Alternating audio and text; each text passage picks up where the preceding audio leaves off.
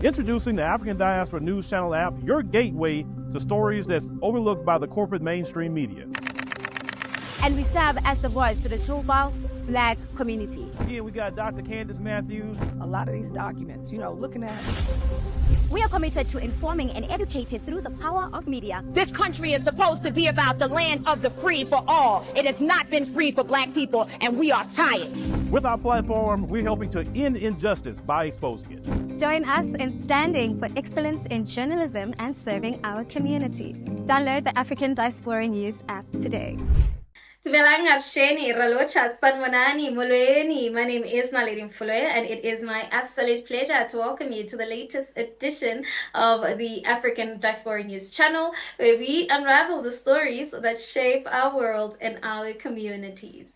An update on the deeply troubling case that has captured national headlines, which is the ongoing saga of Carlos Rebelo, the alleged fugitive who has been on the run with 6-year-old Eva Tembo, who is the daughter of his former domestic worker for over 3 months. Now, Carlos, who is 17 years old, claims he would return Eva, but only under his own conditions. And these are conditions that many, including legal experts and the community, find deeply concerning. Now, he has stated that he wants the Johannesburg Children's Court order compelling him to return Eva reviewed by the High Court, and he demands legal representation for free in his quest to retain custody.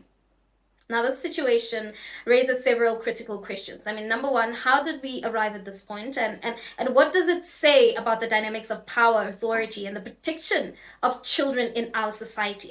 Carlos insists that he is acting out of concern for Eva's well-being. He claims that that complying with the court orders would actually endanger her life.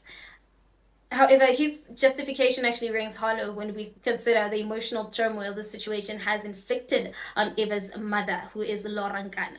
Now, while Carlos claims to have Eva's best interest at heart, his actions have stripped Laura of the ability to parent her own child. Let's take a closer look at how the saga actually unfolded. Carlos had employed Laura for 10 years and initially obtained custody of Eva by claiming he was her primary caregiver. However, after the court ruled in favor of Laura and ordered the return of the child, Carlos actually vanished with her.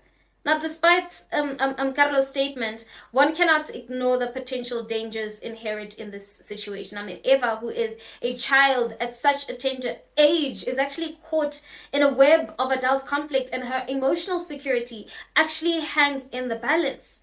I asked him if the 6-year-old Eva was okay. And he said that he was doing well, but wanted to come home. Then I requested that I speak to Eva, which he allowed me to speak to the 6-year-old. And we had a brief conversation. Thereafter, I also asked about their whereabouts. And he refused to tell me where they exactly are in South Africa, but confirmed that they were exactly in South Africa. So you spoke to Eva, and what did she say? How did she sound? I know that's a difficult question to answer. There's not much that you can tell. Often when children speak on the phone, they don't sound like themselves. But to you, how did she sound? So she sounded a bit subdued, like a bit calm downish. I don't know how to describe it, but around there. So I asked her how she was doing, and she said fine. She was giving me one-word answers, and I kept prying. So I was like, how's things that side? And she was like, it's fine. And then that's when the Carlos Rebelo took over.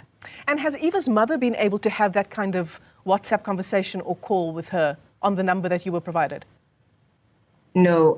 Eva's mother told me that Carlos had blocked her and that she has not spoken or seen her daughter in the past 3 months. Indeed, right? As a nation, I believe we must ask ourselves, what are we willing to do to protect our children?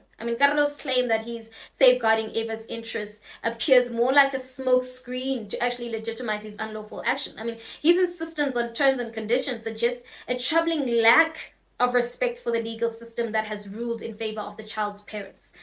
Carlos' refusal to acknowledge the court's authority and his framing of the situation as a protective measure raises red flags. Especially his claims of wanting to help with legal documentation and school registration actually come off as an attempt to disguise what many see as an illegal adoption scheme. This is not just a legal issue. It's a moral one more than anything. We cannot allow someone to take a child away like this. Our children deserve better than to be pawns in adult disputes.